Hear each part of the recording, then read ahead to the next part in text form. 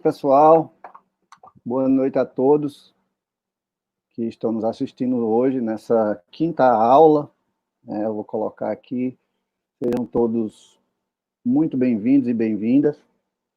A gente hoje está na quinta aula do curso livre de Introdução ao Pensamento de Marx, no modo webinário, aqui no canal do Grupo de Estudos em Filosofia e Crítica Social, o GFIX, nosso canal aqui no YouTube. Hoje nós teremos como tema da aula, Feuerbach e a crítica à ideologia alemã, a crítica lá do Marx e do Engels, nos manuscritos que ficaram conhecidos como ideologia alemã. Mas hoje a gente tem, nessa quinta aula, a gente vai ter a participação especial do professor Eduardo Chagas, que é um grande pesquisador, filósofo, professor de filosofia. Também tive a honra de tê-lo na minha banca de defesa de tese e doutorado. E eu gostaria de chamar agora o professor Eduardo Chagas aqui à tela. Eu vou trazer ele aqui à tela junto comigo, Eu vou apresentá-lo, ele vai fazer uma saudação. Na verdade, é a grande aula esperada hoje, Nós falaremos um pouco também do seu livro, que está no nosso plano de leitura. Então, agora em 3, 2, 1, trazendo aqui o professor Eduardo Chagas. Está me ouvindo bem, professor?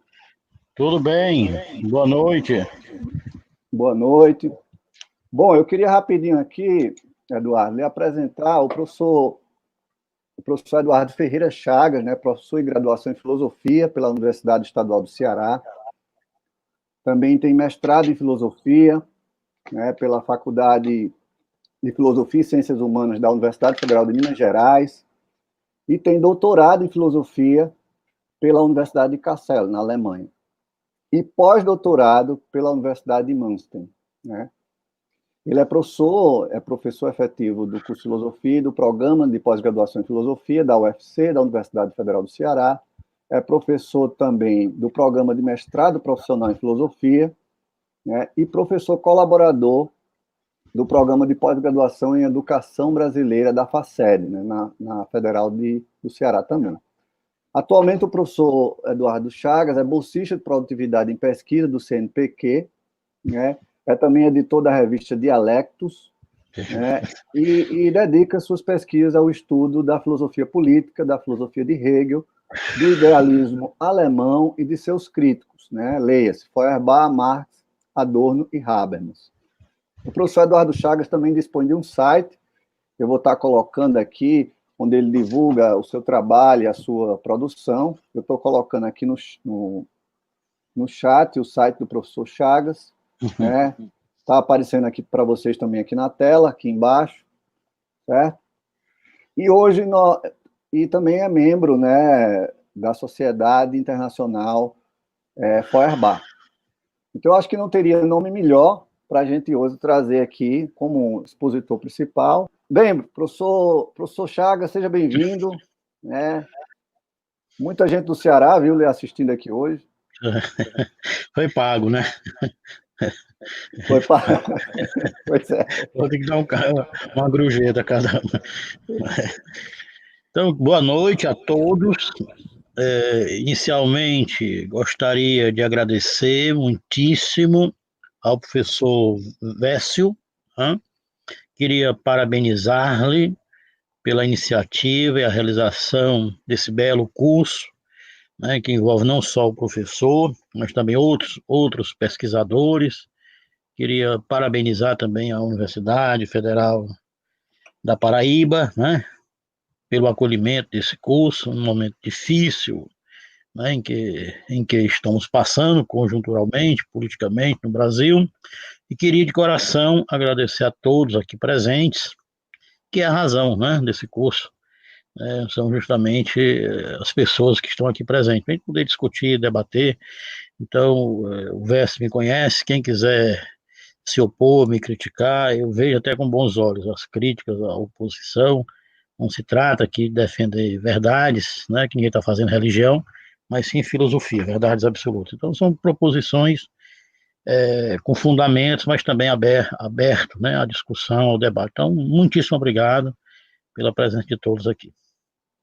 Gostaria novamente de frisar meu agradecimento a todos aqui presentes. Agradecer por vocês, né, abdicarem o espaço, o tempo para estarem aqui. Espero que nós possamos aproveitar, dentro das nossas limitações, essa palestra. Bem, inicialmente vou falar um pouco sobre Feuerbach, depois talvez sobre Bruno Bauer, Arnold Ruger e um pouco sobre o que seria ideologia, né? Então, sobre Feuerbach, para mim, a filosofia de Feuerbach é uma reação crítica, sempre eu gosto de dizer isso, para entender a filosofia de Feuerbach. E nós temos um problema, me parece, nesse período aí do Marx, com os neo-hegelianos. Nós, brasileiros, por dificuldades linguísticas, né, dificuldades também financeiras, e por questão de formação, não lemos os autores criticados pelos nossos autores de preferência. Por exemplo, Marx com Bruno Bauer, nós não lemos Marx, mas não lemos Bruno Bauer. Marx com Ruger, nós lemos Marx, mas não lemos Ruger. Marx com Stirner, nós lemos Marx, mas não lemos Stirner. Marx com Feuerbach, então nós temos a opinião do Marx, mas não temos Feuerbach. Então acontece muito isso, a gente não vai às fontes, não lê, né, os autores que são criticados ou recepcionados criticamente pelos nossos autores com os quais a gente tem mais identificação. Isso às vezes fica uma exposição talvez muito unilateral, dada pelo filósofo de nossa preferência. E nesse sentido é que eu me coloco aqui em relação a Feuerbach, né? Eu fiz um congresso sobre Feuerbach e o pessoal falava fui ao bar, fio bar, full bar, feo bar, né? Só pelo nome você já vê que a coisa estava complicada. E falavam de tudo, menos do próprio Feuerbach, né? As pessoas às vezes não conhecem a filosofia do Feuerbach, a filosofia do Bauer, a filosofia do Stirner, né? Ou do Ruge, etc. Né? Então é muito importante a gente, como pesquisador, também ter essa preocupação de não ficar só com uma recepção do nosso autor, que a gente tem, né, preferência, mas também dos autores com os quais nosso autor dialoga criticamente. Então, para iniciar, gostaria de dizer que a filosofia de Feuerbach é uma reação crítica ao idealismo, particularmente à filosofia hegeliana, e as religiões cristãs e as religiões naturais ou pagãs. Então, a filosofia de Feuerbach é uma crítica tanto ao idealismo quanto às religiões cristãs e pagãs. E se a voz estiver baixa, por favor, vocês se manifestem, por gentileza, porque às vezes eu falo alto, falo baixo, então caso aconteça alguma coisa, ficarei muito grato se vocês, né, puderem me avisar. Então, e o cerne dessa crítica de Feuerbach ao idealismo, particularmente a Hegel, e as religiões cristãs e pagãs, o cerne, o centro dessa crítica, na minha concepção, é a questão da natureza. Certo? Se nós olharmos o idealismo, particularmente Fichte, né, a natureza, a realidade, como não eu do eu, né, como um outro do outro, não como um não eu enquanto não eu, não como um outro enquanto outro. Nós olharmos Hegel, a natureza é uma determinação do espírito, um desdobramento do espírito. Você é como se o espírito saísse de si, se exteriorizasse enquanto natureza, depois voltasse para si e se reconciliasse. Ou seja, a natureza ela não é originária, ela não é primeira, ela não é uma instância que antecede ao espírito. E para Feuerbach, ao contrário, vai dizer que o idealismo tomou a natureza apenas como outro do espírito, como uma determinação do espírito. Para Feuerbach, não. A natureza ela é originária, ela é primária, ela é causa dela mesma, aqui fazendo uma semelhança, uma aproximação com Spinoza. Né? Então, para Feuerbach, não é a natureza uma sequência, um produto, um resultado do espírito, pelo contrário, o espírito é que é, né, resultado da própria natureza, ou seja, é a natureza que veio a consciência. Mas a natureza, ela não é um outro do outro, é ela mesma, ela é originária, ela é primeira, ela é uma autodeterminação dela mesma, ela é causa dela mesma, não é? Portanto, ela não é causada, ela é causa dela mesma, não é? Ela tem um fundamento não no outro, mas nela mesma. E em relação às religiões, particularmente as religiões cristãs e as religiões pagãs, vocês já conhecem a crítica, assim, de mais geral, do Feuerbach à religião cristã. Para o Feuerbach, e aí sem nenhuma ofensa a ninguém, estou apenas, né, tentando aqui resumir a posição deste filósofo. Quem é religioso não precisa deixar a sua religião e também não precisa ficar ofendido, aqui é apenas uma discussão, né, apenas um bate-papo filosófico, sem nenhuma intenção de magoar, ou de chocar, ou de negar a religiosidade de ninguém. Apenas, né, a gente pode conhecer posições filosóficas e resguardar a nossa religiosidade, a nossa religião, etc. Mas para Feuerbach, para esse filósofo Ludwig Feuerbach, esse meado do século XIX, né, entre Hegel e Marx, para ele, na religião cristã, no cristianismo, Deus é igual ao homem. Ou seja, Deus, para Feuerbach, Deus cristão é um Deus persona, é um Deus personificado, é um Deus subjetivo, é um Deus moral. Deus é uma projeção, ou seja, do homem. O homem se projeta em Deus. Deus é o espelho do homem. O homem se vê em Deus. Deus é, para Feuerbach, uma criação, uma invenção, um produto do próprio homem. Nesse sentido, né, nessa religião cristã, o que Deus é o que o homem é. Ou o que o homem é o que Deus é. Então, Deus não é em si. Deus não é enquanto tal. Deus é o que o homem é. Se Deus é amor, mas o amor não pertence a Deus. O amor pertence ao afeto humano. É o amor humano. O homem é um ser de amor, de afeto, de coração. Se Deus é onipotência, porque o homem é um ser de vontade, é um ser de poder, de potência. Se Deus é onisciente, porque o homem é um ser onisciente, é um ser de razão. Portanto, os predicados atribuídos a Deus não pertencem a Deus, e sim ao próprio homem. E tirando esses predicados, Deus é, ou seja, seria uma abstração, né? Seria um ser vazio, abstrato, que seria insuficiente para o fiel, para o crente. Então, se Deus é dado pelos predicados humanos, isso significa que o fundamento de Deus não está em Deus, mas sim no homem. Por isso que Feuerbach vai dizer que o fundamento da teologia é a antropologia. A verdade da teologia é a antropologia. Mas, né, na teologia, essa verdade aparece invertida. Em vez do homem ser o fundamento de Deus, em vez do homem ser o criador de Deus, na teologia cristã aparece o inverso. Há uma inversão, né? Deus, em vez de ser predicado, passa a ser sujeito. E o homem, em vez de ser sujeito, passa a ser predicado. Ou seja, Deus aparece na religião cristã como um ser criador, tanto da natureza quanto do homem. Ou seja, Deus não é um ser que depende do homem. É o homem que depende de Deus. Ou seja, não foi o homem, como foi a Barra, né, defende, que criou Deus à sua imagem e semelhança, mas na teologia é o contrário. Foi Deus que criou o homem à sua imagem e semelhança. Não só isso, né? Deus não só criou o homem, mas há também na teologia, além dessa inversão, uma negação, uma visão negativa, não só em relação à natureza, que a gente vai ver daqui a pouco, mas também em relação ao homem.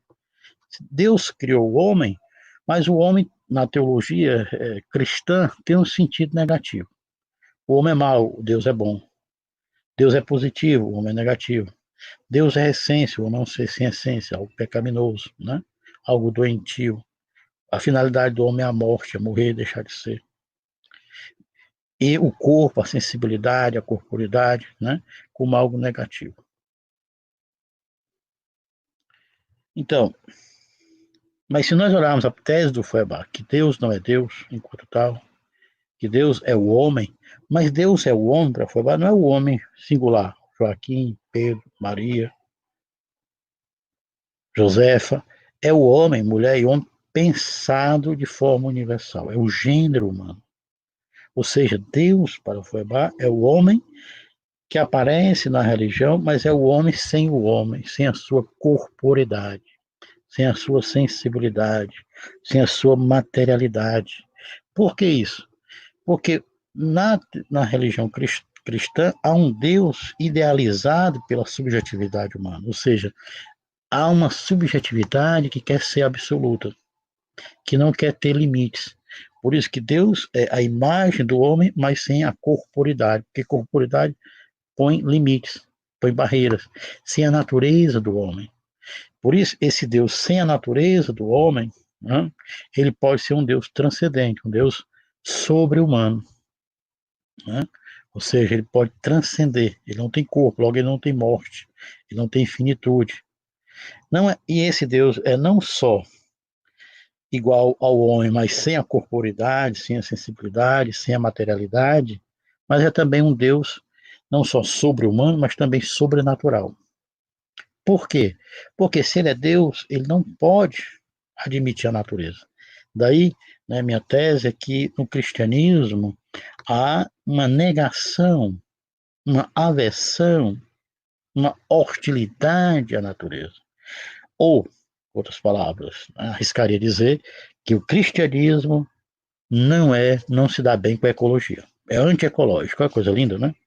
Ou seja, não é possível pensar cristianismo e ecologia. Porque pensar ecologia seria defender a natureza. E se nós defendermos a natureza, nessa linha de raciocínio, não podemos defender Deus. E se nós defendemos Deus, não podemos defender a natureza.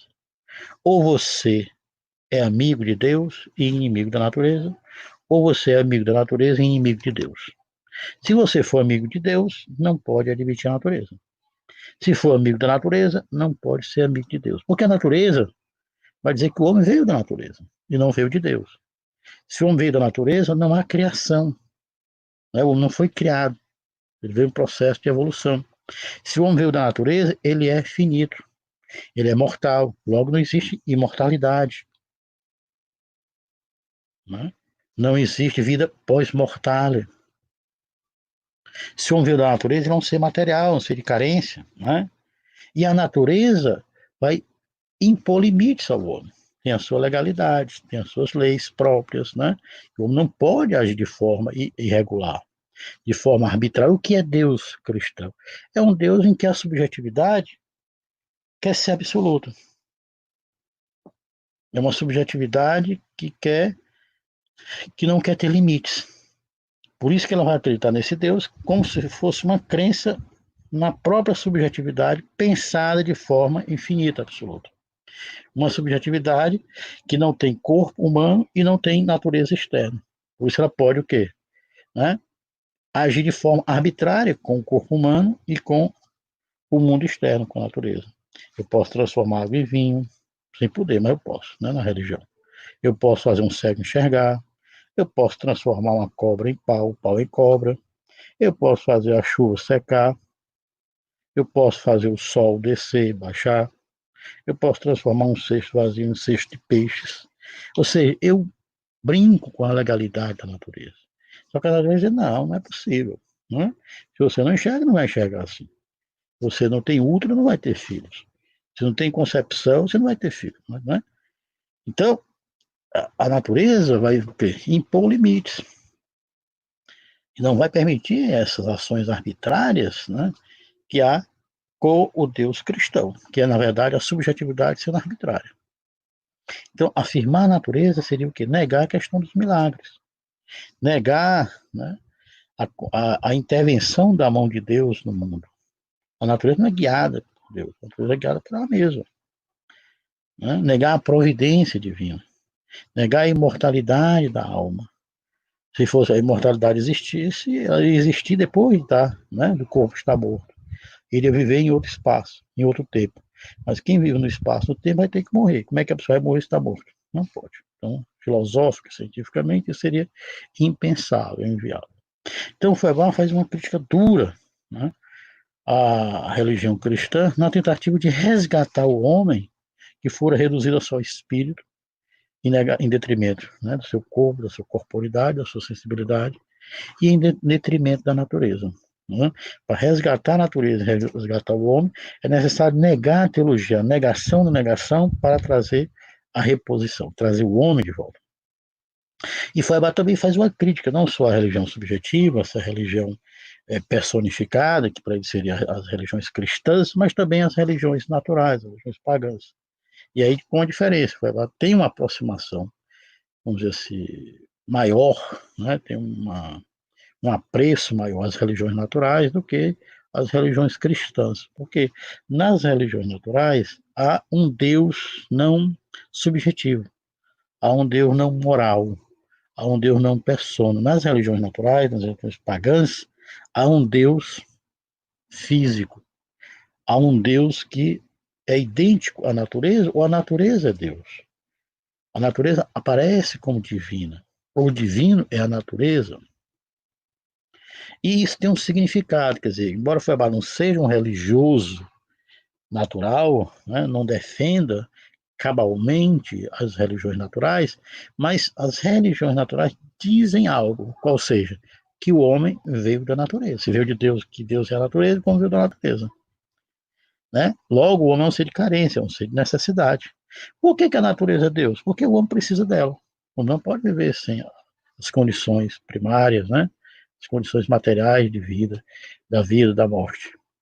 Por que a natureza é Deus? É porque tudo que há, tudo que existe, existe e há na natureza. Tudo veio e tudo volta para ela. Né? Se Deus é infinito, a natureza é infinita. Se Deus é o todo, a natureza é o todo. Né? Ou seja, se Deus é a causa de tudo, da vida à morte, a natureza é a causa da vida à morte. Então, por trás das religiões naturais, Feuerbach vê o quê? A importância da natureza. Mas, ao mesmo tempo, há uma crítica de Feuerbach também às religiões naturais, na medida em que, embora seja um Deus idêntico à natureza, mas nas religiões naturais, pagãs, não há um culto à natureza objetiva. A natureza como ela é. Mas a natureza também, vamos dizer assim, antropomorfizada, né? Subjetivada, ou seja, o religioso natural não vê a natureza como um físico, como um filósofo da natureza, vê a natureza, vê a natureza. Né? Ele vai ver a natureza com um rasgo divino, vai falar com a natureza, vai dialogar com ela, vai achar que ela fala, que ela escuta, que ela responde, que ela chora. Né? E a natureza não chora, a natureza não escuta. A natureza não fala, ela cega, é surda e muda. Né? Ela não pode ser divina. Então, foi a base de dizer, mas aí tem um discurso que traz a natureza que é importante, que fora negado na tradição, né? Particularmente no idealismo alemão.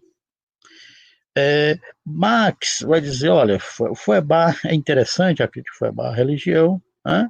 Só que o Feuerbach, primeiro, trata o homem, vamos dizer assim, no sentido mais geral, e não um homem determinado historicamente, não um homem do trabalho, né? Que pelo trabalho o homem, como se fosse um homem tivesse constituído, mas o homem se constitui pelo trabalho, e pelo trabalho o homem também, né? A natureza também se transforma pela mediação do trabalho, e o Feuerbach não fala do trabalho. O homem não ser pronto para o trabalho, né? Não ser constituído, é um ser do trabalho. Não trabalho no sentido do trabalho assalariado, não trabalho estranhado, não trabalho, né, abstrato, que nega o corpo e o espírito humano, trabalho no sentido mais geral. O homem é um ser do trabalho e pelo trabalho o homem vai se constituindo, não ser pronto, o trabalho como Feuerbach toma. Certo? E a natureza também se transforma pela mediação do trabalho. Segundo, o homem não tem só essa alienação religiosa, como Feuerbach e os neo-hegelianos tomaram. O grande entrave da emancipação, da libertação dos homens para os neo-hegelianos é o entrave das ilusões da consciência. Ou seja, é um entrave religioso. O homem tem que tirar a religião para que ele possa se emancipar. Ou seja, como se a religião fosse a causa última do estranhamento. Né? E o homem se livrando desse estranhamento, ele estaria livre. O trabalho quer o quê? Que o homem negue, vamos dizer assim, o universal que está em Deus, que foi colocado fora do homem, traga, negue isso e efetive aonde? No Estado. E esse universal efetivado no Estado, os homens teriam o quê? Uma comunidade universal concreta, onde os homens, em vez de buscar Deus no além, vai buscar o outro. E com o outro, que eu não posso, nós podemos. O que eu não sei, com o outro nós podemos. Eu sei, né, nós sabemos, nós podemos, etc. O homem se fortalece na sua comunidade. Pegar esse universal, esse gênero que está em Deus, na religião, e trazer para, né, a política, para o Estado, ou seja, uma comunidade no qual o homem, né, se relaciona com o outro e efetive a sua liberdade. Só que o Marx diz, olha, a religião não é autônoma, não é independente, né? Ela é produto do meio também, né? Ela é produto também da realidade. Então, Marx, primeiro, a religião ela é expressão de mundo, ela não é abstraída do mundo, ela é uma expressão de mundo. E ela é uma expressão investida, como Feuerbach diz, de mundo. Investida como? Porque o homem não é sujeito, Deus é sujeito, é uma inversão, né? E Deus, esse predicado, ele é sujeito. E o homem, em vez de ser sujeito, é predicado. É uma inversão. Quem é sujeito, que é o homem, passa a ser predicado. E quem é predicado, que é Deus, passa a ser sujeito. Então, ela é uma expressão invertida de um mundo invertido, que é o mundo capital. Invertida por quê? Porque no capital, o sujeito do mundo é o trabalho. O trabalho que cria relações. É o trabalho que possibilita relações entre o homem, entre os homens e possibilita a sociabilidade humana, que cria as condições de vida, né, de sobrevivência, que estabelece vínculos, relações entre os indivíduos. Ele é o sujeito. E não há capital sem o quê? Sem a expropriação e exploração do trabalho. Mas na aparência é como se o trabalho dependesse do capital e não pudesse viver sem um capital. Então há uma inversão. Então a religião ela é expressão, nós estamos falando aqui da sociedade moderna, né, na qual Marx viveu. A religião é uma expressão invertida, né, entre Deus e homem, de um mundo investido no capital e trabalho, né? E vejamos que Marx diz, olha, não existe sociedade capitalista, sociedade capital sem a exploração do trabalho, né? E aí o trabalho que para Marx tem também uma concepção positiva, que vai diferir de toda a tradição, desde, né, das lendas, desde os mitos, né, passando pela Idade Antiga, pela Idade Medieval e ter pela modernidade, com exceção dos economistas clássicos, Adam Smith e o Ricardo Rígio, que também tem uma concepção não só negativa, mas também positiva do trabalho. Se nós olharmos a tradição, não, o trabalho sempre é visto como algo negativo, né? Como algo não engrandecedor, não constitutivo do homem, do cidadão. O trabalho é escravo, o trabalho é servo, o trabalho é aquele que é operário. Isso não é algo constitutivo do homem livre, do cidadão, etc. É algo, né? Trabalho é como se fosse algo pecaminoso, né?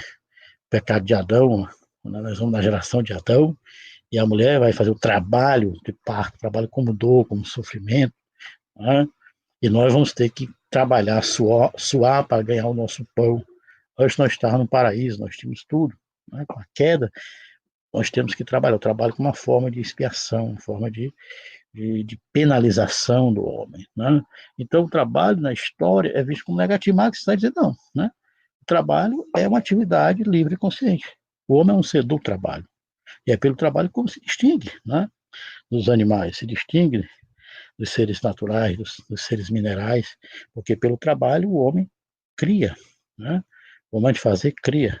O homem é livre, não é uma atividade colada ao corpo, né? Mas na sociedade capital o trabalho, embora seja uma atividade livre, conceito, o trabalho passa a ser uma atividade também negativa, né? Na medida que ele produz algo e o homem não se apropria desse algo. Na medida em que o produto se volta contra o homem. O produto é produzido socialmente, mas não é apropriado socialmente. O homem faz algo, mas não se apropria desse algo. Quem se apropria é aquele que não trabalha, que é o capital. Né? Tá certo? Então, o homem, ao fazer algo, perde o algo. O homem não se apropria do resultado do seu trabalho. A pessoa não encontra-se pobre, né? Carente de recursos, matérias-primas, de objetos que ele mesmo os fez. E se o trabalho produz objetos, e o homem perde esses objetos, mas também o processo de fazer, o próprio trabalho, a própria teticais da atividade, ela é também negativa. Porque o trabalho que era uma atividade livre, consciente, agora é uma atividade negativa, cansativa, que arruína não só o corpo, mas também o espírito. Né? Ou seja, uma atividade que que é mecânica, repetitiva, cansativa, que não possibilita criatividade. Então, se o trabalho produz algo que é contra o homem, a própria atividade, né, nega o espírito, é porque também o homem está numa relação com o seu gênero, uma relação estranhada. O indivíduo trabalha apenas com uma atividade de sobrevivência individual, né? O trabalho apenas como uma atividade para a sobrevivência física. Então, o homem que tem espírito, que tem consciência, que explicitava no sentido mais geral no trabalho, agora não foi reduzido ao que é corpo, animal. Um trabalha para viver, vive para trabalhar, né? Ou seja, o homem vive para comer, vive para beber, vive para procriar. Isso é uma vida puramente animal. Claro que nós comemos diferente dos animais, claro que nós bebemos diferente dos animais, claro que nós procriamos diferente dos animais. Mas viver só para isso é reduzir, né, a grandeza do homem, é se aproximar do animal. Né? Aproximar quer dizer, o que era humano virou animal, o que era animal virou humano. E se o homem está na relação estranhada com o produto, está na relação estranhada, né? Com a sua própria atividade, na relação estranhada com o outro, as relações entre os homens são relações estranhadas, né? Relação de conflitos, certo? De concorrência, de negação mútua, etc. Então, o capital não pode viver. Então, a religião é uma expressão desse mundo investido, é uma expressão investida de mundo investido. E a religião Zemak, ela é uma expressão investida de um mundo investido, mas como protesto, como contestação, como repulsão a esse mundo. A religião é um protesto, mas é um protesto indireto, né?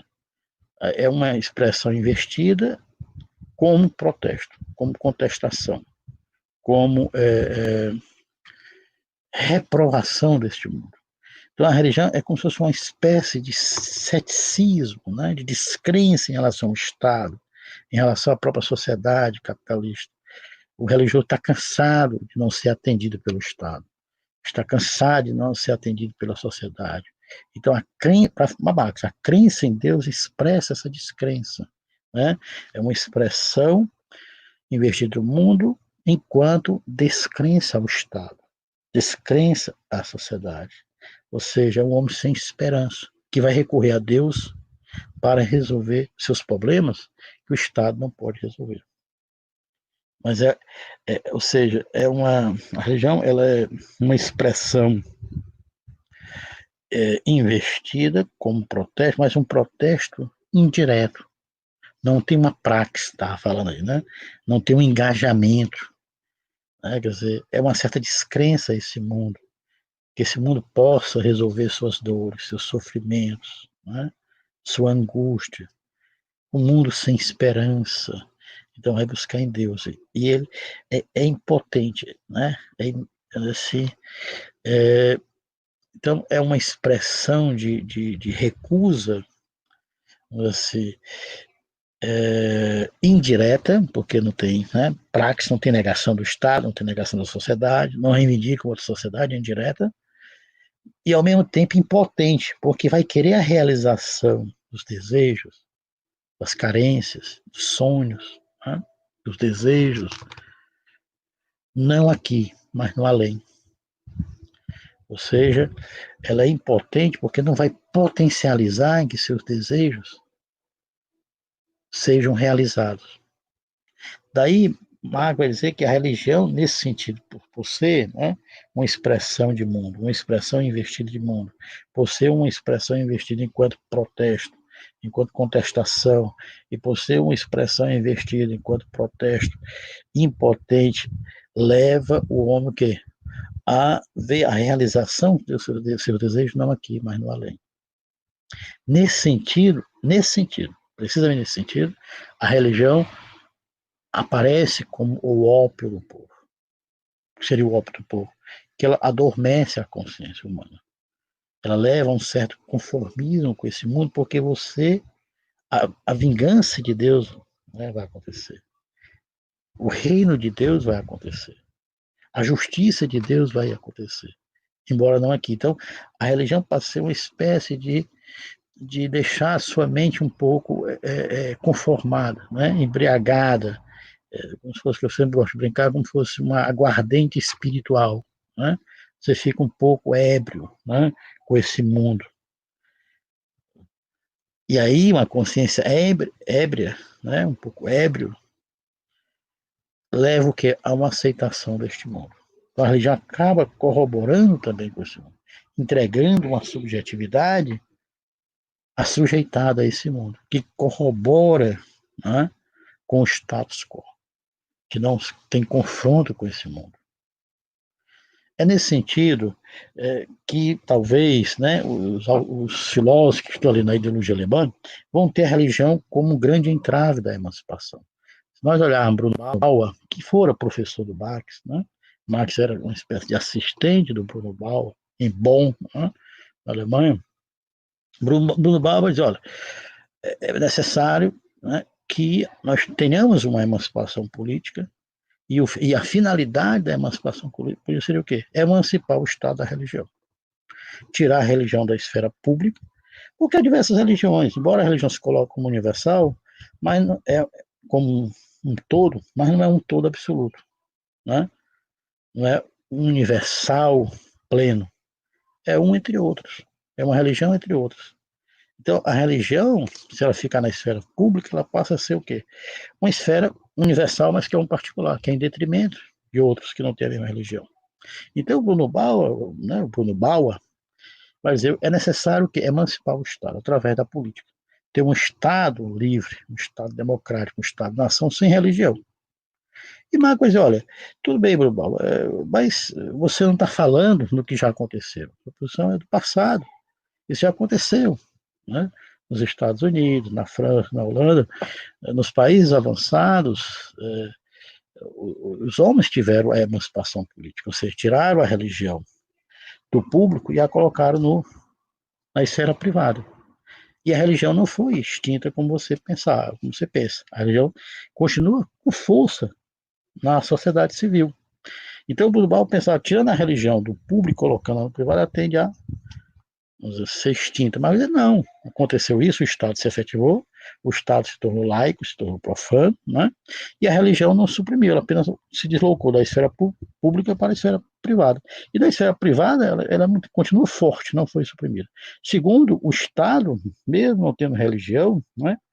O Estado moderno, ele também tem um rasgo, mesmo sendo laico, de religiosidade, na medida em que o Estado moderno aparece também o quê? Em dicotomia com a sociedade civil. Nós temos a sociedade civil e o Estado, só que o Estado saiu da sociedade civil. O Estado passou, e a política passaram a ser instâncias autônomas. E a sociedade civil, na modernidade, não tem mais um traço de política, como tinha no mundo antigo, tinha no mundo medievo, né? O problema é que no mundo antigo, no mundo medievo, a sociedade civil era também política. E os cidadãos eram também cidadãos do mundo privado e do mundo político. Só que eram alguns que eram políticos, que eram cidadãos, tanto no mundo antigo ou no mundo moderno, ou no mundo medievo. Na modernidade, todo mundo é cidadão, mas só na abstração, no Estado. E na esfera privada, é como se não acontecesse política. Por que isso? Porque o capital vai precisar de uma sociedade que não tenha política, para não ter resistência, né? Não ter a possibilidade de revolução, de oposição ao próprio capital. Então, a política e o Estado saem da sociedade civil. E o Estado, mesmo que seja laico, laicizado, ele tem um rasgo também religioso, que vai aparecer o quê? Como aquele que vai resolver as mazelas sociais, vai resolver os problemas sociais. E ele vai aparecer como algo que não pode ser negado, né? Ou seja, como se fosse o Estado fosse necessário. Mas é que não, né? O Estado não é universal, como defende Hegel, os neo-hegelianos. O Estado não é universal, o Estado não é racional, o Estado não é perfeito, o Estado não é a esfera da liberdade, da igualdade, pelo contrário, o Estado é irracional, ele é particular, e ele não tem um fim próprio, né, para defender a liberdade, a igualdade. O fim do Estado é o fim da sociedade civil. Se a sociedade civil é privada, é uma sociedade de classe, contraditória, de capital de trabalho, onde há exploração, exclusão, expropriação, esse Estado não pode ser um Estado livre. Ele, na verdade, ele é o quê? O organizador. Ele é o ordenador dessa sociedade e é um ordenador em função da sociedade, ou seja, ele vai legitimar a sociedade, vai legitimar a desigualdade, vai legitimar a exploração, a expropriação, a propriedade privada. Logo, esse Estado não pode resolver os problemas, né? Ele não é um Estado livre, como pensara Bruno Bauer. Do mesmo jeito também o Arnold Ruger, né, vai dizer, olha, há problemas sociais, e os problemas sociais são resolvidos pelos estados ainda não plenamente resolvidos, né? Buscando medidas, o assistencialismo. Mas quando nós tivermos um Estado livre, um Estado pleno, né? Uma nação desenvolvida, né? O Estado vai resolver isso no campo da cidadania, esses problemas. Mas coisa que não.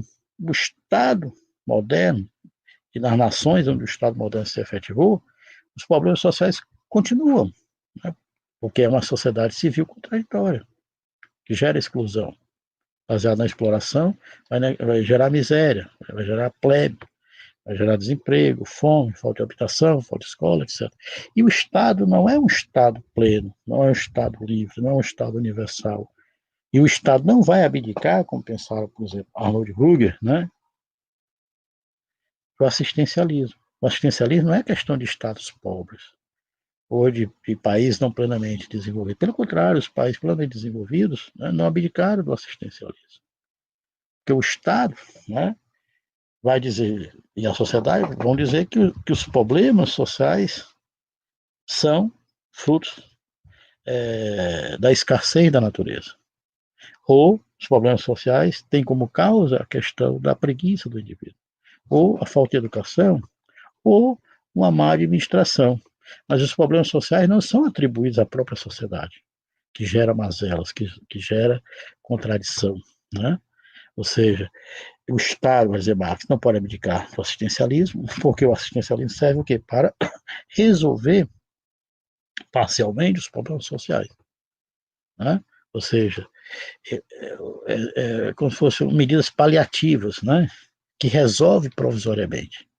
E o assistencialismo serve também o quê? Para ganhar as massas, cooptar as massas, né? Você não pode resolver a miséria, não pode resolver a fome, não pode resolver a exploração, não pode, né, negar a propriedade privada, mas o Estado tem o quê? Assistencialismo, reformas para manter as massas sob a lógica do capital. E o Estado não pode resolver essas mazelas. O Estado não pode ser um Estado democrático, diz Marx, né? Hoje toda a esquerda reivindicando o Estado e com raiva do Estado. O Estado não pode dar educação para todos. O Estado não pode fazer reformas na perspectiva do mundo do trabalho. Isso não é função dele, né? O Estado não é um Estado de democracia, pressupõe que relações equitativas. Não é possível relações equitativas no capital. Não é possível ética no capital. Não é possível ética na política, né? O Estado não pode ser democrático. Então, por exemplo, o Estado não pode fazer porque não é função dele. Para ele negar a exploração, negar a miséria, ter igualdade, ter justiça, ter boa educação, o Estado teria que negar a sociedade civil moderna, que é a sociedade civil capitalista. E ele teria que negar a si mesmo, ele não vai fazer. Então o Estado ele é impotente. O máximo que ele pode fazer é o quê? É usar o assistencialismo, que é o braço direito do Estado, para ganhar as massas, cooptar as massas. Então, a religião, vai dizer Marx, ela não é, ela é uma expressão dessa sociedade, ela não é a causa última, né, da alienação. A alienação é produzida, o estranhamento é produzido pelas relações, né, materiais. E aí, né, dessas relações materiais vão ter forma de ideação, como a religião, né, forma de ideologia, de ideação. Né, a religião, o direito, a filosofia, né, o próprio marxismo, a ciência, etc. Então, Marx vai dizer, olha, o Estado não pode ser, né, resolver as mazelas sociais, ele é impotente. E aí é interessante que há muitos marxistas, né, lucachianos, Marx nega a política. Marx nunca negou a política. Mas amanhã vem alguém e vai dizer o contrário do que o senhor disse. É isso mesmo. Filosofia não é catecismo. Teoria não é para a gente ter a verdade. Se tivesse verdade, todo mundo já saberia a verdade uma vez e ia para casa. A teoria ela é debate, a discussão. Não existe o marxismo, existem marxismos. Né? E ora eles se completam. Ora entram em digladiamento. Ora entram em contradição. Isso é importante. É uma teoria viva. Né? Teve um marxista que estudou mais a questão da alienação, do estranhamento, dependendo da sua época. Teve outro que estudou mais a questão da religião. Teve outro que estudou mais a questão, né, do campo da cultura. Então, cada marxista teve uma época, teve uma demanda. Não quer dizer que um seja a verdade. O meu marxismo é a verdade. Não. São marxistas que às vezes se completam, às vezes se opõem. Tá? Então, Marx, há uma negação de uma política, mas não a negação da política enquanto tal. A negação da política é a negação da política moderna, da política como dominação, da política como poder, da política no sentido, vamos dizer assim, de uma concepção idealista da política, como se a política tivesse vontade própria, né? Assim como Deus é a subjetividade, pensar de forma absoluta, também a política negativa quando você pensa que ela pode fazer o que ela não pode. Por exemplo, a política democrática burguesa, ela não pode fazer revolução se ela quer manter o Estado e quer manter o capital. Essa política de manter o capital e manter o Estado, ela não vai fazer alterações, não vai fazer mudanças, né? A exploração vai continuar, a desigualdade vai continuar, a violência vai continuar, a exclusão vai continuar. Então, essa política, acreditar que ela vai fazer mudança, mantendo a economia, a produção, a custo da exploração e da expropriação, que gera desigualdade, que gera injustiça, que gera violência, que gera exclusão, né? E mantendo o Estado, que serve para o quê? Para garantir, né, a produção e a reprodução do capital. Para garantir não só a produção, garantir a ordem, e também manipular a subjetividade. Então não há capital sem a exploração do trabalho, não há capital, a produção do capital sem o Estado, que vai organizar e criar as condições para a ampliação do capital, e também sem a cooptação da subjetividade. Né? Então, a política que não tem noção, a política democrática burguesa, ela é limitada, porque ela quer transformação, entre aspas, né? Mas mantendo o Estado e a produção burguesa. Essa política é limitada. Mas é necessário negar essa política e negar o Estado, ou forçar o Estado a tomar medida contra ele. Como? Uma política que não é a política democrática burguesa. Ou seja, não pode ter revolução, socialismo ou mudança sem política. Né? Então, Marx não nega a política, nega uma forma particular de política. Porque o homem é também um ser social e político. Mas, professor, fulano disse que o trabalho é primário. Não existe trabalho sem mediação da consciência. Não existe trabalho. Trabalho é trabalho cooperado. Mas o trabalho, não, quem foi que disse isso? Né? Trabalho é uma atividade cooperada que pressupõe sociabilidade, pressupõe política, pressupõe linguagem. Né? Ou seja, quando vocês pegam uma categoria ou uma dimensão humana e transformam ela no fim, isso é uma visão religiosa, né? Que determina tudo. A água é o princípio de tudo, Thales. Né? Certo? O ar é o princípio de tudo, Anaxímenes. O apeiron, Anaximandro. Deus, né, é o princípio de tudo, a religião. Ou a substância única do Spinoza, ou várias substâncias, Leibniz, ou três substâncias, Descartes, isso é religião. As coisas são um complexo de determinações que não se separam. Né? Então, Marx não nega a política. Vejamos, nega uma forma de política. Qual é a política que nega? Uma política que quer, né, mudança, mas mantendo o Estado e a sociedade burguesa. Uma política feita não pelos indivíduos, com autodeterminação dos indivíduos, uma política feita por profissionais da política, fora, né, da sociedade, externa à sociedade. A política tem que ser uma dimensão da sociedade. É a sociedade que tem que ter resistência, tem que ter organização, tem que ter autodeterminação. A política positiva, vamos dizer, do Marx, seria o quê? De resistência ao Estado, forçar o Estado a tomar medida contra eles. Né? Contra ele, ou seja, uma política que critica o modo de ser da sociedade capital, né? Que almeja uma outra forma de sociedade, que não tem ilusões com o parlamento, mas tem que fazer política, né? Negando, mas fazendo. Então, Marx irá criticar Feuerbach, que achou que a única alienação era a alienação religiosa, né? Falou muito de religião, falou muito da natureza, mas falou muito pouco de política, falou muito pouco de trabalho. Né? Vai criticar o Bruno Bauer, né? Eu falei aqui que quer o quê? A religião como um entrave da emancipação, quer tirar a religião e colocar a emancipação política. Mas olha, a emancipação política fez isso que você está dizendo, Bruno Bauer. Tirou a religião da esfera pública, colocou na esfera privada. Mas colocou que um Estado. O Estado não é a esfera da liberdade, não é a esfera da igualdade. Né? O Estado não é livre, o Estado não é autônomo, não tem fim próprio. Né? O fim dele é o fim da sociedade civil. Né? Ou seja, coloca os limites na própria filosofia de Bruno Bauer, né? Coloca limites também em Arnold Ruger, né?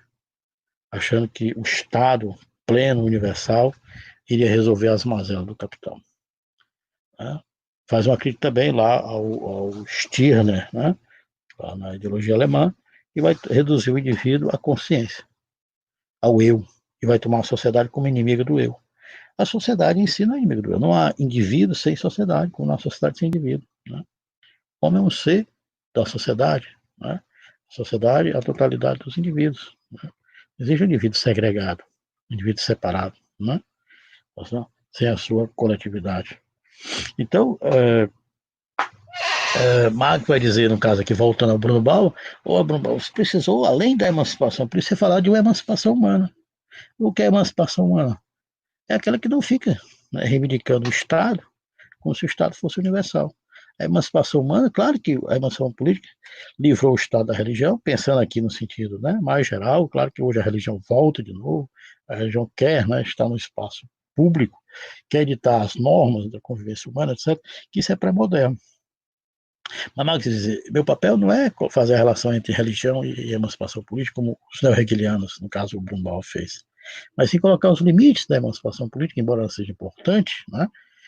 Tirar a religião e colocar a religião na esfera privada e, e reivindicar, né, as questões universais, os direitos humanos, mas isso não se efetivou no mundo concreto, né? O Estado vai declarar que os homens são livres, mas são livres só no Estado, só na lei, só na forma, na abstração. Mas essa liberdade não pode ser efetivada no mundo real, né? O Estado vai declarar que os indivíduos são iguais, mas essa igualdade que as guardas não pode ser no mundo real. Mas é que todos os indivíduos têm liberdade, mas a liberdade não pode ser no mundo real. Então, está precisando de a emancipação humano-social, que essas questões universais sejam de fato efetivadas. Mas para efetivar de fato a igualdade, a justiça, a liberdade, é necessário o quê? Transformar, negar o capital. Negar uma forma de produção que não pode ser baseada na igualdade, não pode ser baseada na justiça, baseada na liberdade. Né? Por isso que a ética de Marx não é negar a ética, é negar uma forma de valores, né, que falam de justiça, que falam de igualdade, liberdade, só na abstração. Né? Quer dizer, a ética de Marx é uma ética materialista. Os valores são importantes porque é através deles que a gente questiona os valores, né, que não podem ser efetivados, ou que não são efetivados. Certo? Então, se nós formos olhar a ideologia alemã é uma obra volumosa, né? Que tem um capítulo imenso, um capítulo imenso sobre a questão da consciência, pouquíssimo trabalhado, a questão da consciência, né? O que é a consciência, no campo do marxismo, etc. Um capítulo sobre a questão do eu, né? A consciência, com um capítulo sobre Bruno Bauer e um sobre Stirner, né? É sobre a questão do eu. Mas há toda uma discussão e muito difícil, né? Vai muito aqui dizer, eu estou dizendo a verdade. Né? A gente, às vezes, marxista, eu sou marxismo, misturado com Feuerbach, misturado com Hegel, misturado com filosofia. Não existe um filósofo para dizer tudo para a gente. Né? Às vezes tem um filósofo que diz umas questões importantes no campo no campo existente, no campo da história, tem outro que diz algo importante no campo da religião, no caso Feuerbach, né? Outro diz no campo do existente, o Epicuro, né? O Epiteto, Marco Aurélio, certo? Então, nenhum filósofo é Deus. Eu tenho meu filósofo, o Nietzsche, ele diz tudo para mim, explica desde a Pedra Lascada até hoje. Ou então Marx, não, os filósofos também são limitados, também tem lacunas, não é? Também tem contradições. E tem que ter para que a gente possa, né, desenvolver a teoria, desenvolver o pensamento. Então, a ideologia é muito difícil. Né? Se alguém disser que sabe o que é ideologia, vai ser meu mestre ou minha mestra. Né? É um debate complexo, muito difícil. Né? Quando alguém diz que sabe o que é ideologia, eu já fico desconfiado. Né? É como meus alunos. Os alunos têm que fazer dissertação de mestrado, ou tese. É muito difícil fazer um resumo. Aquele resumo, né? Quando você olha, professor Dário, eu sei fazer resumo, então eu mando para uma professora, esse professor que disse isso. Porque você colocar o todo, né, numa foto, imagina você sair belo, numa foto pequena, né, miudinha, é complexo. Né? Você coloca tudo, né, de forma resumida, requer muita maestria. Então, como é difícil fazer um resumo, colocar, né, diversas questões de forma bastante coesa, resumida, também essa questão da ideologia é muito difícil. Né? Então, só para resumir, não sei se eu tenho tempo ainda, uns 2 minutos. Tenho? Oi, Chagas. Tem sim. Então, eu vou falar 2 minutos com um cara Mais de 10? 3. Não, pode falar mais 10 ou 15 aí, sem problema. Vou falar 2 com o cara de 3, e quem não souber matemática vai para 10. É, e bota mais 5 de tolerância. Fecha os 15. Pronto, aí para fechar. Quem disser aqui que sabe o que é ideologia, com certeza vai ser meu mestre. Fala de coração, não estou falando por boçalidade, né? É um debate muito difícil. É muito difícil. Né? Primeiro, se nós olharmos o termo ideologia, né? Por um lado veio de Bacon, né? Francis Bacon escreveu uma obra intitulada O Novo Órgão, como crítica ao órgão do Aristóteles, né? Que era um instrumento de fazer uma nova ciência, a ciência moderna. Não feita de proposições já feitas, mas que a ciência é ciência quando as suas leis não são tiradas já de categorias prontas. Então, leis são tiradas da observação. Dessa observação vai tirar hipóteses. Essas hipóteses são testadas. E depois de testadas, são comprovadas, aí viram leis. Logo, quando foram tiradas da matéria, da observação dos fatos, da natureza, essas leis têm o quê? Têm um caráter objetivo. Logo, elas não são subjetivas, elas são objetivas, são necessárias, são universais, logo verdadeiras. Daí a pretensão da ciência dizer que ela não é subjetiva, ela não é arbitrária, ela não é ideológica, ela é ciência, né? Porque as verdades da ciência foram tiradas dos fatos. Sim, mas os fatos também foram, né, delimitados pelo homem. O homem também cortou uma realidade, fragmentou a realidade, né? Certo? Ou seja, há também uma certa subjetividade ali. Mas o Bacon vai dizer, olha, para fazer ciência, ciência que eu quero o quê? Baseado na observação. Ciência agora não é uma lei pronta, ou categorias prontas, para dizer o que a realidade é. As leis da ciência têm que ser tiradas da realidade, da natureza, né? Certo? Nós temos que fazer de amigo da natureza, escutar a natureza. E nós temos que evitar as preconcepções, que ele chama de ídolas. Daí vem ideologia esse termo, as ídolas. Ele chama, ou seja, antes de fazer ciência, nós temos que limpar a cabeça. Nós temos que deixar a nossa cabeça como uma tábua rasa, né?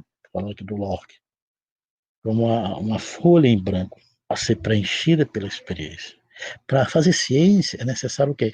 Livrar a cabeça do pesquisador de pré-noções, de noções prévias. Que as noções prévias medeiam a nossa cabeça e, em vez de nós termos verdades tiradas da realidade, ele já está sendo o quê? Viciado. Então, ele vai chamar essas pré-noções, essas pré-concepções, essas concepções prévias, aquilo que prejudica a ciência, aquilo que é falho. Ele vai chamar de ídolos, a gente chamaria de ideologia, né? E as ídolos vai chamar, que são ídolos? Isso que você tem que tirar tudo da sua cabeça, deixar a sua cabeça em branco e só com experiência eu vou tirar o quê? Leis.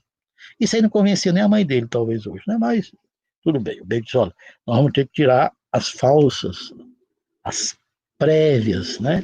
As pré-noções que chamam de ídolos. Quais são essas ídolos? As ídolos, né? Que chama as ídolos da tribo, né? Que são ideias, tá certo? Da tribo, que são ideias advindas da sensibilidade. Como não existe a sensibilidade dos sentidos, da sensibilidade. As sensibilidades são limitadas, né? Nossa forma de ver, de ouvir, pegar, essas formas são limitadas. Então a sensibilidade acaba acomodando a realidade dentro dos limites da sensibilidade, não tendo a realidade só mais complexa. Isso leva a um erro, querer conhecer as coisas por meio da sensibilidade, que já vem toda uma crítica, né? Desde lá da filosofia antiga, uma crítica à sensibilidade, com Platão, com Sócrates, com Platão, com Aristóteles, na tradição da filosofia moderna também, né? A sensibilidade com exceção, claro, dos sofistas, né? Quer dizer, sofistas não, mas eu não quero uma ideia já derivada do pensamento, tem que ter a mediação da sensibilidade. Mas a sensibilidade, quer dizer, é uma ídola, a ídola da tribo. Ou seja, o homem conhece as coisas a partir dos sentidos, só que os sentidos são limitados e a gente tenta limitar a realidade dentro desses limites da sensibilidade. Isso leva a falhas, leva a erros. Ou seja, o que são as ídolas? São falhas, são erros que nós temos que tirar para que nós possamos fazer ciência. Primeiro, as ídolas da tribo. Isso aí no novo órgão do Bacon, Francis Bacon. Segundo, as ídolas, né, da caverna. É como se cada ser humano tivesse uma caverna, uma gruta interna. Né? Essa gruta, essa caverna interna, da qual nós temos ideias. E se eu tenho já ideias, eu não vou fazer ciência. A ciência, as ideias não podem já ser pré-concebidas. Então, o nosso hábito, nossa educação nos dá ideias prévias. Então, diz assim, olha, essa gruta interna tem que ser tirada. Né?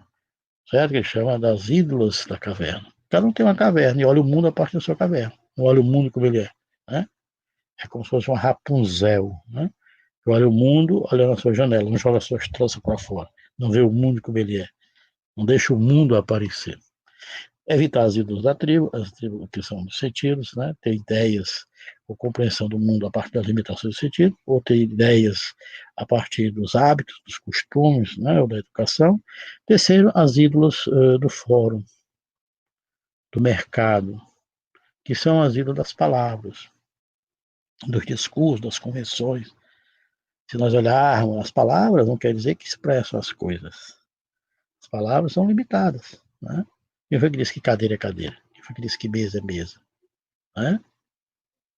Ou seja, nós usamos uma palavra e achamos que essa palavra diz as coisas. As palavras não são as coisas, mas elas podem, né, ter essa pretensão e aí limitam as coisas. Se nós olharmos um filósofo pré-socrático, o um sofista, né? O Gorgias, ele infelizmente se matou, o Gorgias, né? Você tem o Protágoras, tem o Gorgias se matou. Muito novo, com 110 anos ele se matou, né? Também acho que passasse um dia ele ia morrer mesmo.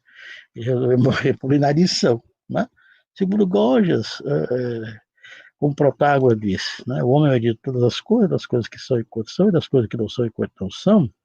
Aquilo que é e aquilo que não é e não é, não porque é e não é enquanto tal, mas é e não é pelo homem, que o homem é a mesura, é a medida do que é e do que não é, e não existe o homem, existe homens, então tudo é disputável, tudo é discutível, tudo é relativo. Se Protágoras disse isso, Gorgias então, né? Nós não podemos conhecer as coisas como elas são. As coisas são mediadas pela sensibilidade. Quando eu vejo uma coisa, você vê outra diferente, segundo Protágoras. O que são as coisas? Vai dizer, nós não podemos conhecer. Nós não podemos saber. Nós estamos condenados a não conhecer as coisas como elas são. Quando a gente olha as coisas, a gente olha com os sentidos. Como eu olhar, como eu ver, como eu tocar.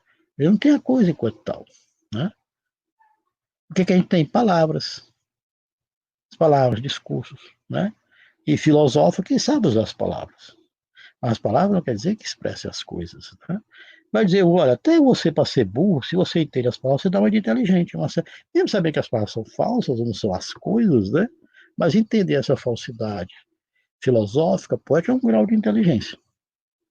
Então, o Bacon vai dizer, olha, as palavras não são as coisas. Né? As ídolas do fórum, do teatro, são os discursos, são as palavras, que são limitadas para dizer as coisas. E depois se livrar também das ídolas do teatro, que são em forma de encenações, as representações teológicas, filosóficas, né?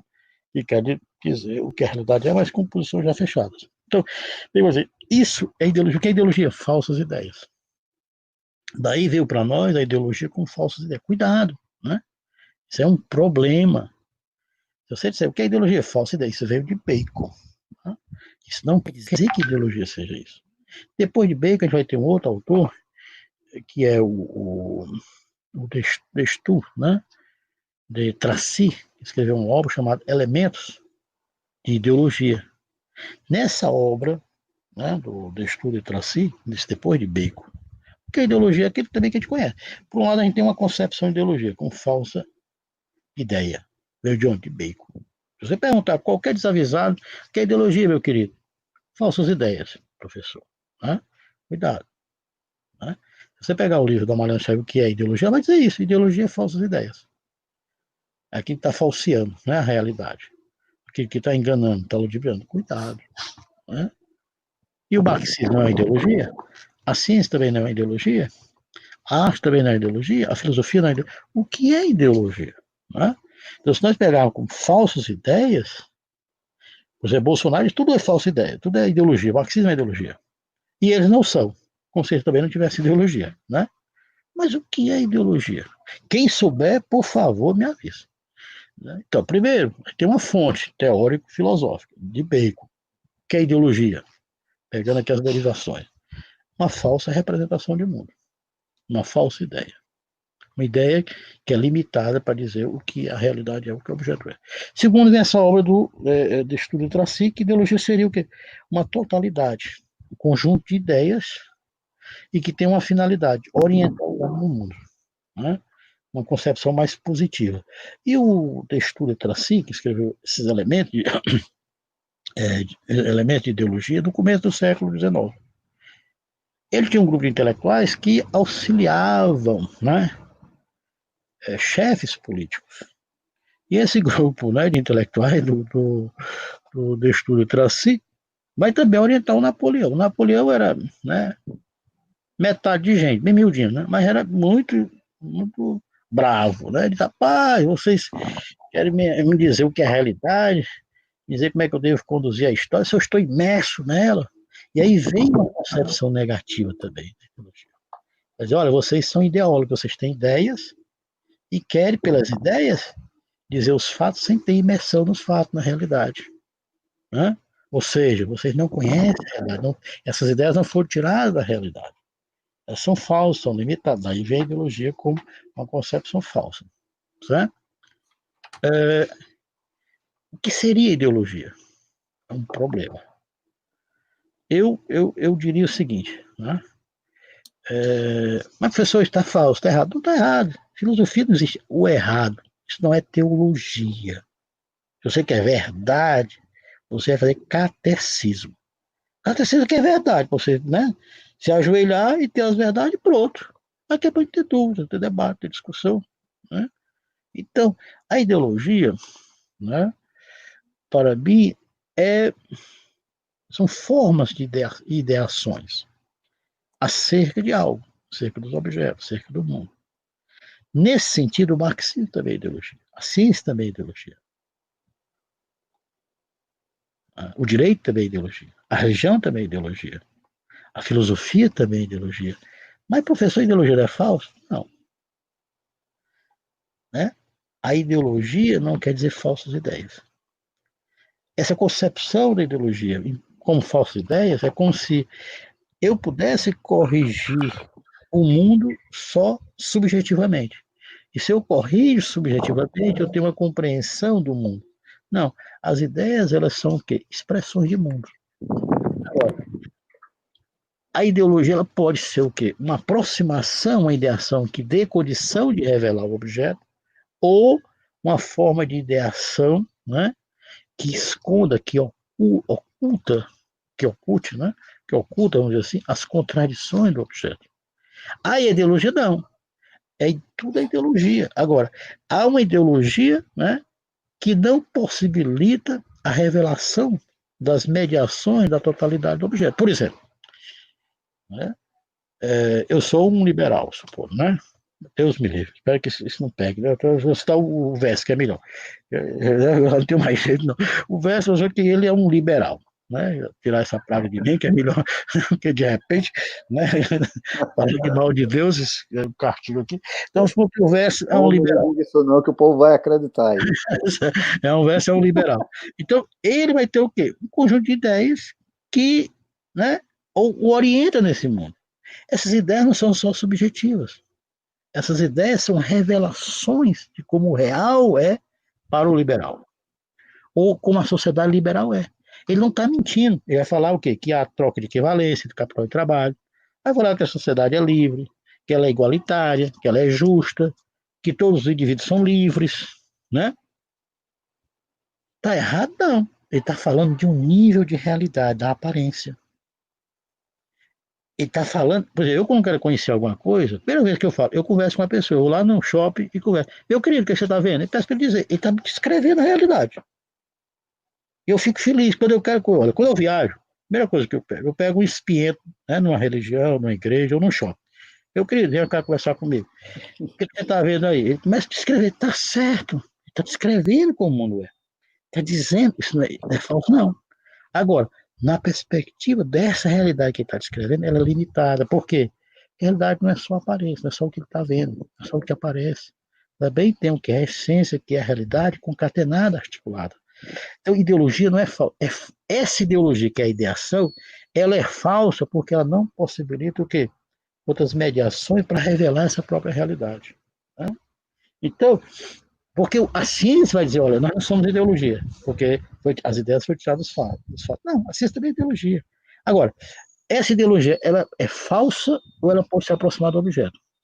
Ela é falsa quando ela não dá condição para o objeto ser revelado, o objeto ser descoberto, ser apropriado, né? Dominado e transformado. É quando ela toma, por exemplo, a realidade do capital. Os capitalistas vão dizer que a realidade que eles veem tem que ser para todos. Então, é uma visão particular que quer ser universal. E as pessoas começam o quê? A absorver essa realidade como se fosse deles. Pessoas pobres, né? Os trabalhadores, as pessoas despossuídas, vão se apropriar de uma visão particular como se fosse geral. É uma ideologia? É. E ela também é falsa. Não porque a ideologia seja falsa em si, né? Mas porque ela quer passar algo que é particular como se fosse de todos. Algo que é injusto como se fosse justo. Algo que é não livre como se fosse livre. Algo que é não igualitário como se fosse igualitário. Entende? Né? Então, ela é falsa na perspectiva da totalidade. Então, o que é ideologia? É uma forma de ideação. Agora, tem que ter fundamento, tem que ter, né, sistematicidade, tem que ter rigor. Se tem rigor, ela se aproxima do seu objeto, para revelar o seu objeto. Se não tem, ela é uma ideação falsa, né? Que fica na superficialidade, como o pessoal do Bolsonaro, e quer passar o superficial como se fosse substancial. Né? A realidade é confusa. Mas, professor, a realidade é confusa? É. Ah, então se é confuso, como é que eu. Por isso que a ciência e a filosofia também é confusa. Porque o ideal tem que revelar o objeto. O objeto também é confuso.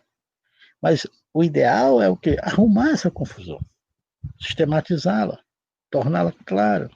Requer um esforço, um mergulho no real. Né?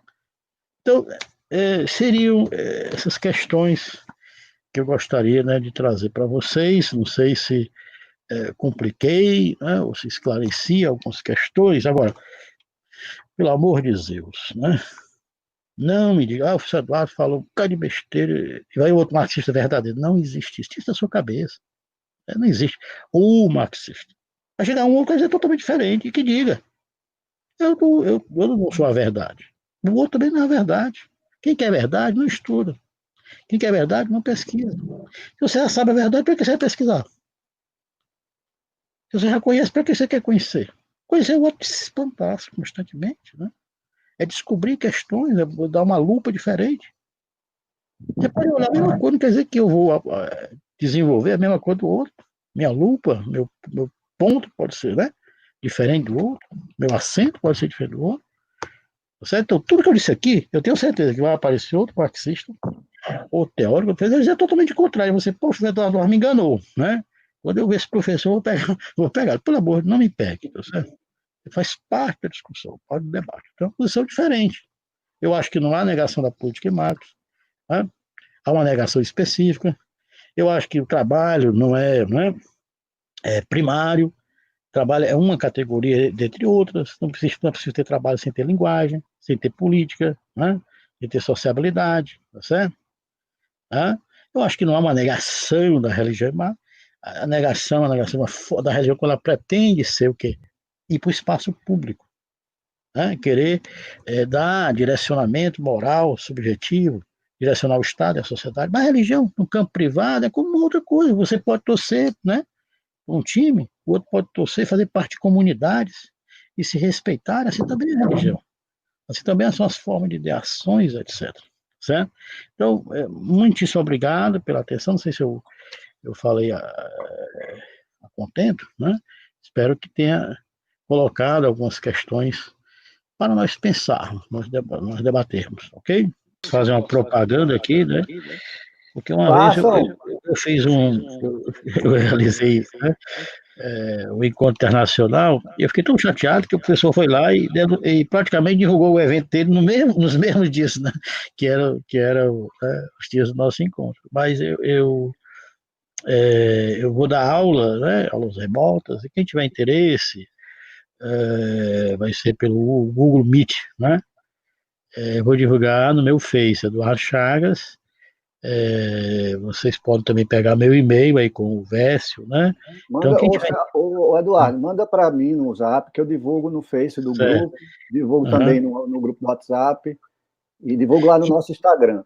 Não, eu fico muito grato. Então, vai ser nas terças-feiras à noite, que é a disciplina, né? Nas terças à noite, a partir das 6h30, vai ser um curso sobre as utopias, né?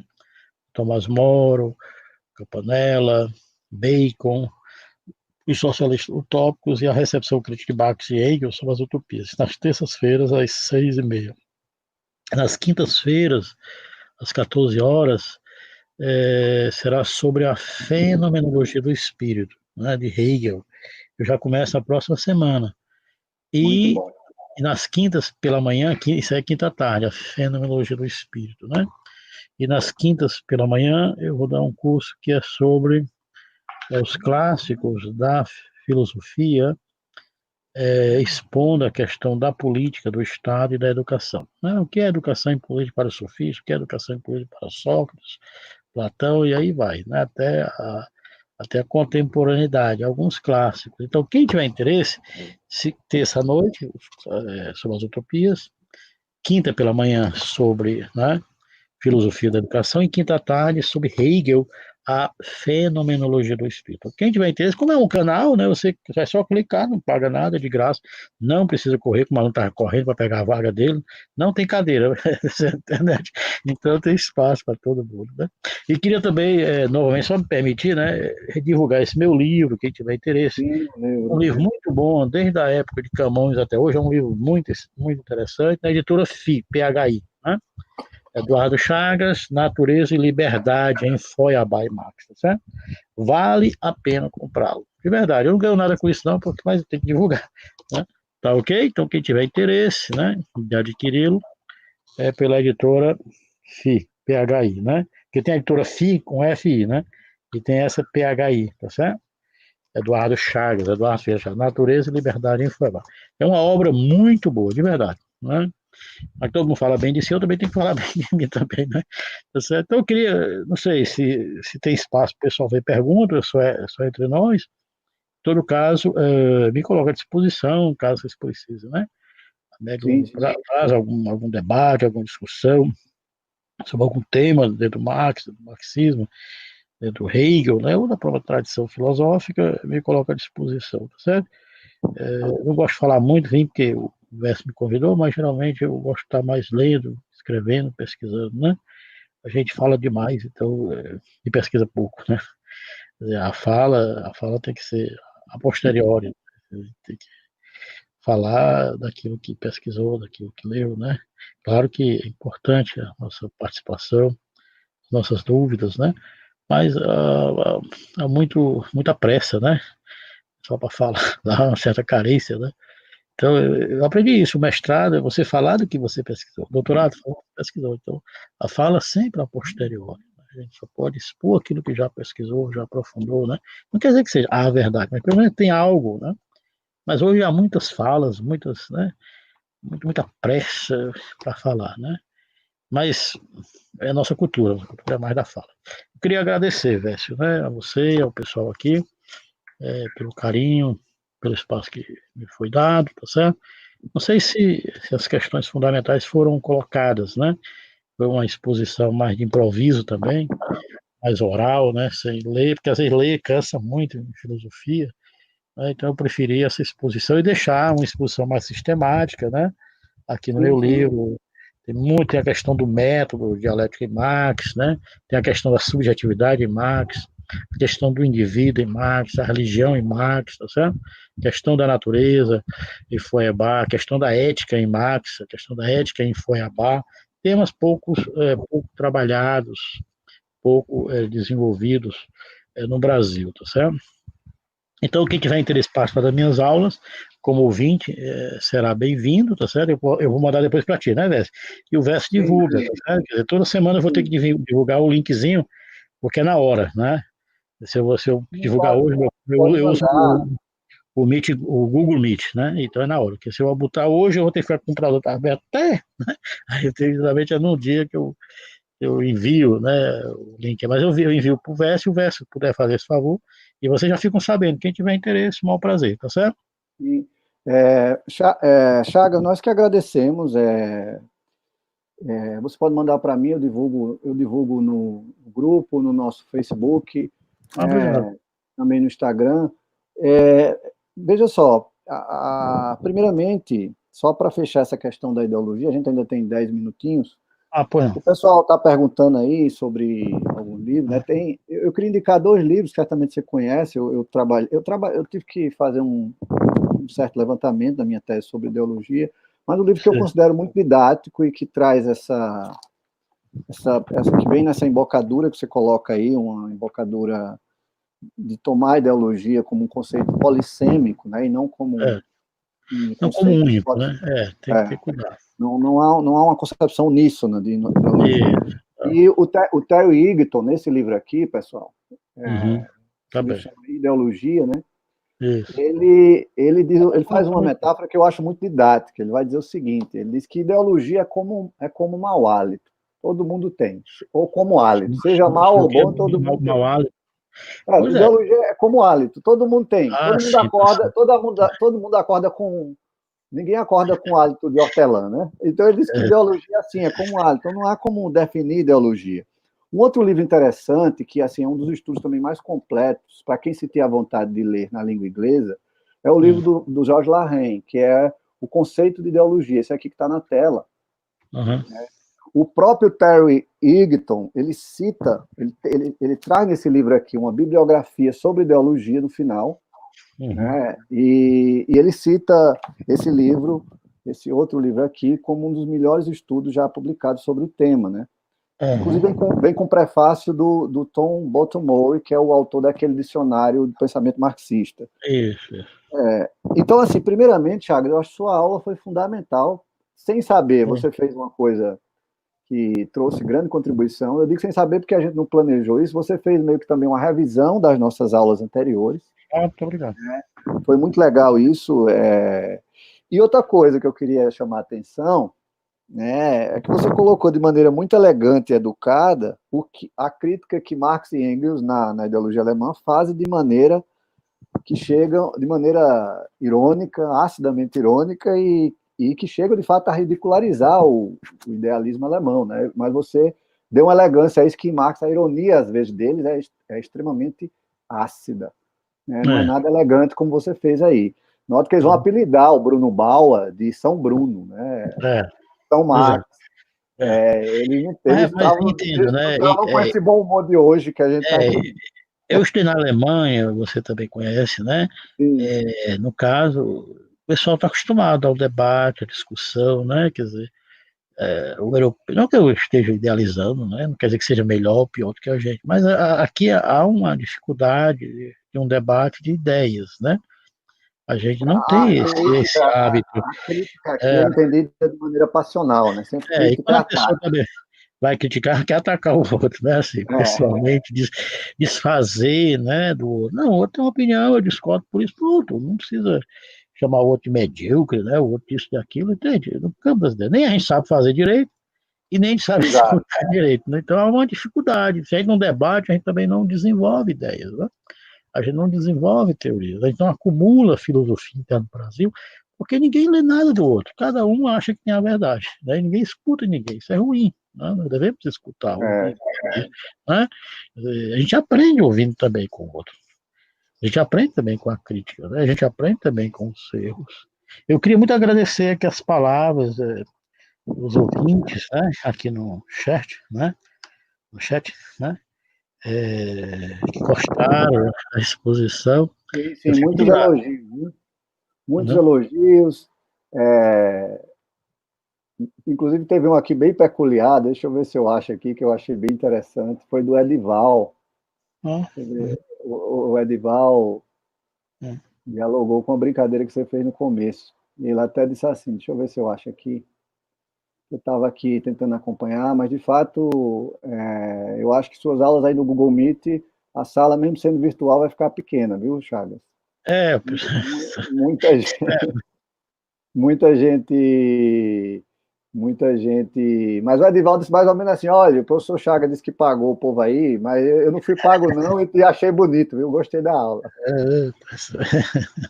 muito Mas, obrigado. enfim, uma aula primorosa, uma excelente aula, de norte a sul do país, você recebeu muitos elogios, assim, isso atesta o nosso curso, Ah, né? A qualidade do curso e o acerto nos nossos convidados, né? é, É, parabéns, né? Excelente pessoa. E vocês vão receber outras pessoas que vão ter ideias diferentes. Não quer dizer sim, que eu sim, esteja errado ou que a pessoa esteja certa, ou o sim. inverso, que eu esteja certo. É um debate, a discussão, a gente tem que estar aberto a isso. Eu, quando fiz o doutorado, o professor disse: olha, para o que você quiser defender, você defende. Se você achar que por exemplo, né? Desde que fundamente, né? Que o Marx é Jesus Cristo, vá lá e diga. Agora, você vai ser esmagado. Você tem condições de ser. Isso aqui é a ideia. Não importa se está certo, é importante que você se fundamente no debate. Né? Então, vocês vão escutar pessoas que vão falar, talvez, né, totalmente diferente do que eu disse. Não quer dizer que eu esteja sendo falso, né, ou a pessoa esteja sendo verdadeira. Faz parte desse espírito de debate do pesquisador. Né? Da discussão. E a gente tem que ter essas ideias para a gente poder renovar, para a gente poder criar, né? Instigar diferenças, instigar concepções diferentes, né? Daquilo que comumente a gente está acostumado a ouvir, né? Como certo, como verdadeiro, tá certo? Eu fico muito grato, eu sou muito livre assim para pensar, né? Muito livre para discutir, Ô, para ouvir. Eduardo, tem uma questão aqui. Eu sei Não que é sei como maldade fazer uma pergunta dessa e é, dar 4 minutos. se nós lermos a Sagrada Família do Marx, né? O pessoal até em Natal compra muito a Sagrada Família do Marco, pensando que é a José e Maria, a Sagrada Família, né? Mas não, é uma obra do Marco, a Sagrada Família. E há muitas passagens de Marx nessa obra sobre a questão do método, né? De pesquisa e de exposição. Então, Marx vai falar: eu não posso expor, falar sem antes pesquisar. Né? Você tem que pesquisar para depois expor e depois falar. Né? Então, a pesquisa ela é primeira, a exposição e a fala é a posteriori. Né? Então, eu só posso falar daquilo que eu pesquisei, só posso expor se eu pesquisei. E o método do Marx, assim, de uma forma bem simples, é aquele método que não parte da cabeça da cuca, vai para a realidade e volta para a cuca. Isso aí é o idealismo, né? Certo? Então, o idealismo quer discutir, por exemplo, o que é fruta. Então, ele parte da ideia fruta para dizer o que é a fruta real e volta para a cabeça. Né? Eu quero discutir o que é o homem, eu parto da ideia homem, vou para o homem real, vejo se né, é cabível dentro da ideia homem e volto para a cabeça. Isso é o método do idealismo. Cuca, realidade, Cuca. Matemática. Eu parto da realidade. Eu quero discutir o que é fruta, por exemplo, o que é homem, ver como são as frutas, né? Dentro de uma particularidade histórica. Ver a fruta singular dentro de um particular histórico, observo, escavaco, meto máquina, meto escavacar o objeto. Não sei se você já, ou alguém já obturou um dente. Se você não tem noção, você pede um dentista para obturar seu dente, nem que você não tenha precisão, só para ter noção como é que é. Então, o médico ele vai furar o seu dente, tá certo? Para fazer, olha, eu quero fazer um canal. O Chagas disse que eu tenho que entender o método Max. Como é que eu entendo? Obturando ou fazendo um canal. Você pega o médico, mesmo que você não precisa, mas ele furar seu dente, vai furar seu dente e vai lá na raiz, né, para extrair o que, é que tem dentro do seu dente. Assim é o método Max, você tem que escavacar o objeto, né? Esmiuçar o objeto, arrumar esse objeto, sistematizá-lo, para depois arrumá-lo na sua cabeça e depois expor o objeto. Então, a ideia em Marx não é uma ideia tirada já pela cabeça. É uma ideia que foi construída pela cabeça.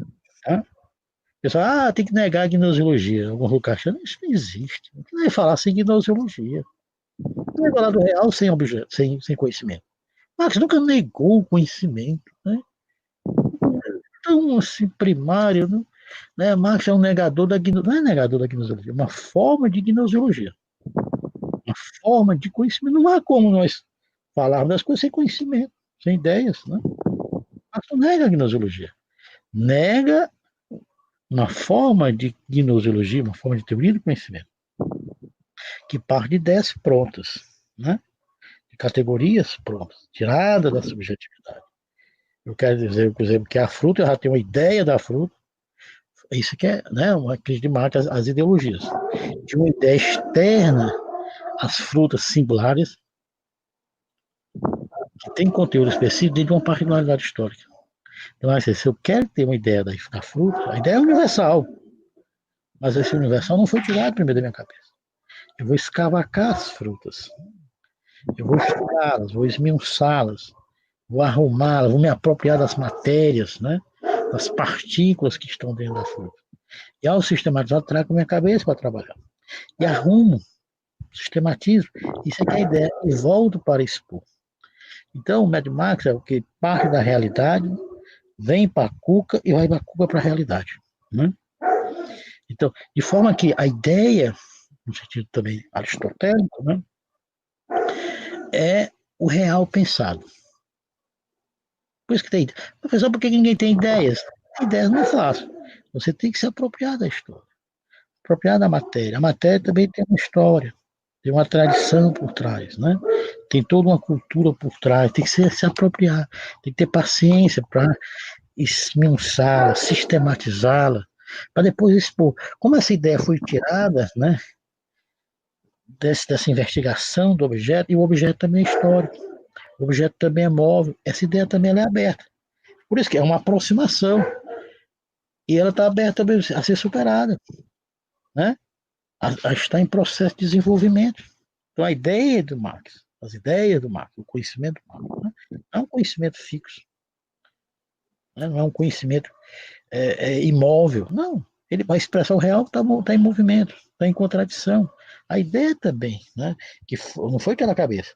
A ideia foi arrumada a partir das determinações, dos conteúdos, né? Das partículas inerentes ao objeto. Esse objeto não está revelado. Quem vai revelar? A ideia, o conceito. Embora por ter errado, mas é uma pretensão de expô-lo. Quando você expõe um objeto novo, você pode se apropriar e transformá-lo. Mas, por exemplo, a teoria tem força revolucionária quando ela se apropria da coisa. Que é apropriar da coisa, ir na raiz, arrumar, sistematizá-la, né? Deixá-la clara para que nós possamos compreendê-la e transformá-la. Então, a ideia não é uma ideia dogmática, é uma ideia que foi tirada das determinações do real, foi arrumada pela sua cuca, sistematizada e volta para expor. Como essa ideia foi tirada das determinações do real, é uma ideia também aberta, é uma ideia também histórica, é uma ideia também, né, passiva de discussão e debate. Né? Entende? É diferente você. O método da especulação já traz uma ideia pronta do que é o fruto e a ideia é a essência. As coisas são mera contingência, não. Né? A essência precisa também da aparência. A essência, que é a ideia, pode ser ideia, pode ser, mas ela precisa o quê? Das suas partículas, suas determinações, que são móveis, modificados, são históricos. Né? Então, assim, é a ideologia, mas é uma ideologia aberta, né? Histórica, que tem contexto, que tem a contingência, né? Que está móvel, aberta, a mobilidade real. Então, eu parto da realidade, aqui lá nos manuscritos, eu parto da realidade, né? Eu parto do fato da modernidade, né? Do trabalho, da exploração, do modo a economia clássica me deu, a nível das categorias, a revelação do ser. Eu parto desse ser real, como foi Abadista, foi importante, não vou participar de uma ideia do ser, a partir de uma ideia da realidade, uma ideia das coisas da realidade. Agora, a realidade está dada, está sistematizada, não, ela tem que ser arrumada. Agora a realidade é só olhar, não, a realidade tem conteúdo, tem tradição, ela está recheada de conceitos, tem que ser apropriada, tem que ser lapidada, né? Aí traz para sua cabeça, lapida e volta para expor a realidade. Né? Quando você expõe, essa ideia é uma ideia assim, né? Que é ideológica, claro, mas é uma ideologia que está sistematizada, que tem profundidade, né? Certo? Que tem rigor. Pode estar errado, mas teve rigor, teve sistematicidade, né? Tem uma necessidade, tem uma objetividade. Outra coisa é uma pura doxa. Há uma diferença entre ideia, entre filosofia, entre ciência e doxa. Uma coisa é um palpite. É o pessoal do Bolsonaro diz o que quer, né? Diz o Pura que quer. doxa. Né? Até quando, o que é que o pessoal do Bolsonaro quer dizer assim, olha, eu vou provar que as pessoas não têm, né, nada na cabeça. Eu vou dizer que a Terra é quadrada. Pronto. Se eu disser também que a triângulo é a mesma coisa. Mas por que eu vou dizer isso? Para dizer que eu posso manipular a mente das pessoas. Né? Poxa, né? Então você pode dizer o que quer, mas a ideia é arbitrária. Essa ideia não tem, né, profundidade, né? Não tem respaldo na realidade, não tem respaldo na história. Aí é ideologia, é também. A minha é também. Agora, é uma ideologia que não tem fundamento, não tem profundidade, não tem respaldo, né, na objetividade, na história. Então, mas eu parto da realidade, essa realidade tem que ser arrumada, tem que ser apropriada, né? Expor. A ideia é uma exposição, é uma revelação, uma aproximação. E quando foi tirada as determinações da realidade, que são históricas, essa ideia também não é fixa, não é mutável, né? Por isso que o marxismo não pode ser uma ideia fechada. O Adorno contribui, né? Se você pegar, por exemplo, o Lukács, é muito fraco sobre política. Não quer dizer que o Lukács seja medíocre, mas tem outras discussões. Se você pegar o Trotsky, tem uma contribuição imensa sobre política. Se você pegar o Trotsky para discutir sobre trabalho, não tem quase nada. Ele é anti-marxista? Não. O debate era outro. Se você pegar Lenin, tem uma discussão vastíssima sobre política, né? Mas por Lenin para discutir sobre trabalho, fica muito aqui do Lukács. Porque cada marxista teve sua demanda. Não quer dizer que um é a verdade.